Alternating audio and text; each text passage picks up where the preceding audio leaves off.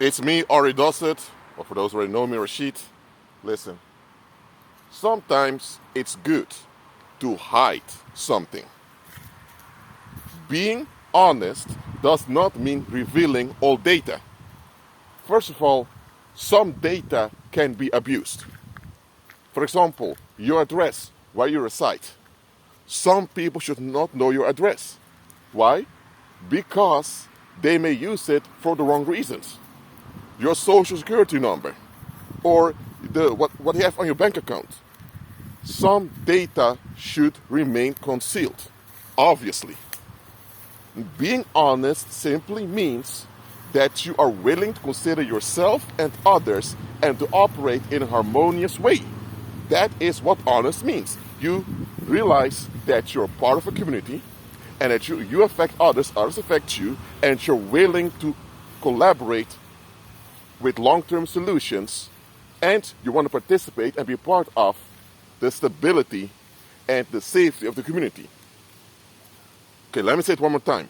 Honesty means that you are realistic enough that you realize it's your obligation to comply and contribute to the long-term safety and sanity of your community.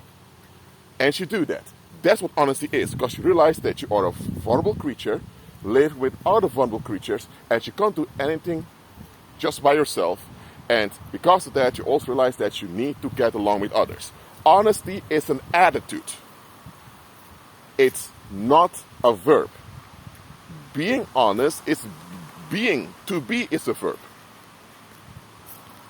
Honest is a description of what you're being. So, honesty is an attitude. Honesty does not imply that you are obliged to answer every question someone asks you. Because remember, Jesus had people haunting and stalking him. Yes, he did. And those evildoers were haunting, stalking Jesus. They wanted to use something against Jesus. So they would ask Jesus questions with the intention to use his words against him. So sometimes Jesus would tell them, look, I'm willing to answer your question. Please answer my question first. And he would put them, I won't say to shame, but he would put them in check by telling them, okay, for example, you guys asked me, who gave me the authority and permission to do all these great things? But you guys can't even answer whether John the Baptist was sent by God or whether someone was pushed by the public.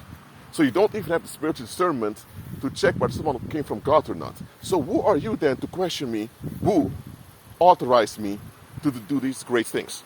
So Christ knew how to answer people. Now, when his disciples asked questions, he was more open and more direct towards them. Why? Because he was on good terms and the disciples were there to learn from him. But Christ knew those scribes and Pharisees just want to cause a fight and cause trouble. So he was a bit more concealing towards them. So, honesty is an attitude. Now, does this mean that you should give false information? It depends. If there's a genocide going on in your country, there's a certain group that's being genocided, and you know it's going on. And it became so obvious, and now you have police officers. Hold on. Now you have police officers come to your house, ask you about people from that ethnicity. Are you going to openly say that you know where those people live? No, because then you'll be collaborating with a genocide. In that case, giving false information or misinformation or disinformation is proper because you're saving lives with it. Honesty is not, let's just tell all the facts as they are when people ask for it. The question you always ask yourself is, why do they want to know this? Why does it matter? And listen, that is why lawyers, as well as legal experts, always tell people, don't talk to the police. Call your lawyer. Because here's how it works. If you're accused of a crime, even if there's no proof you committed a crime, it can be, for example, that one witness says, oh, I saw him over there. Okay, she claims she saw him. Where's the proof he was there? There was none. But now, this suspect, he talked to the police. And now one of the police officers says, I can remember during one of the interrogations he told me he was there. But no, the suspect never said that. But because the police wants to make their case, one of the officers lies that the defendant told him that he was there. Now, the interrogation was not recorded, so they can't check whether or not he actually said that. But hey, you have a witness saying you were there, and you have a police officer saying he was there. Nobody wants to consider the fact the police officer may be lying. So they will consider the word of the police officer above the suspect. So now you have two people who confirmed you were there. Even if there's no proof you were there, based on that you can be convicted. And such things happened. So, if you say none to the police and you wait till the lawyer is there, you are covered. Now, whether you're guilty or not, that is not what matters here. What I'm saying is, when people want to know things, they want to know things for a reason. Look, it can be that often on Fridays you go and play football with your buddies. And let's say now that someone wants to know what you're doing in your spare time. But they never ask what you're doing during the weekend, only what you're doing during the week. Then they specifically want to know what you do during the week is a red flag, but you won't take it on a minute. Normally you have spare time in the weekend. You also have spare time during the week when you're off of work. Why are people interested in specifically what I do after work and not what I do in the weekend? It is because if those people have a wrong motive, they may want to know what your schedule is so they can set you up. I'm not saying that everyone who's curious about you has bad intentions. So don't be paranoid and suspect everyone. Just understand that being honest is an attitude. It does not imply that you're obliged to give everyone the answer they want to hear. Because sometimes what they want to hear is not true to begin with, but understand this. People tend to call you dishonest or a liar when you don't give them information you're looking for. Are those people being open and transparent towards you? Most likely not. In this world or in society, you're expected to make yourself vulnerable and transparent so that others can decide what to do with you, however they see fit. You're not allowed to withhold anything about yourself from others, because then others feel cheated. Because others want to know what they're dealing with so they can decide how they're going to deal with you.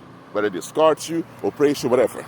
The moment you withhold information about you from them, now you have a leverage over them.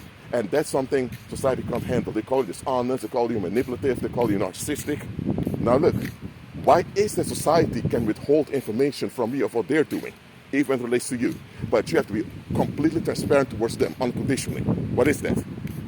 Look, I agree that human beings should be transparent towards one another. Absolutely, that builds trust. But trust is not a one-way street. It has to go both ways. Don't fall for this worldly definition of honesty. That definition will get you killed. It will get you in trouble. And that's why even society has a cover for you. Say you want a lawyer. Now, why I mention this is because too many believers, they get trapped by following the world's definition of honesty, which is not honesty according to the Bible. If Jesus, God himself, did not reveal everything to everyone, if he himself concealed himself in many occasions, why do you think you should be completely transparent so people can decide what to do with you? What if they have wrong intentions with you? Are you going to make it easy for them to have wrong intentions with you? Look, I'm not approving that you manipulate people to exploit them or to harm them. I don't approve of that. I don't approve of you taking advantage of other people and draining other people. I don't approve of that. But what I do approve of and what I do condone is that you are smart and wise when it comes to what you share with other people.